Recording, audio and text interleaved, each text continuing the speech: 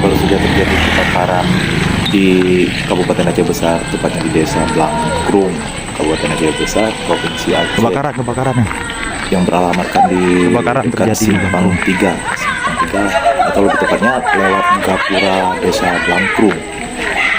Jadi kebakaran ini terjadi secara tiba-tiba ya. Kami pun tiba di lokasi langsung panik dan ada teriakan histeris dari pemilik rumah, lebih tepatnya.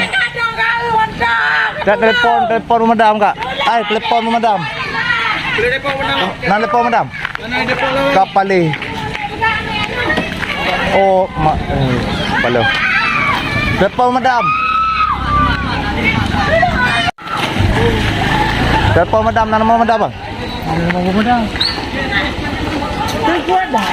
Oh, listrik na toko. Listrik na toko.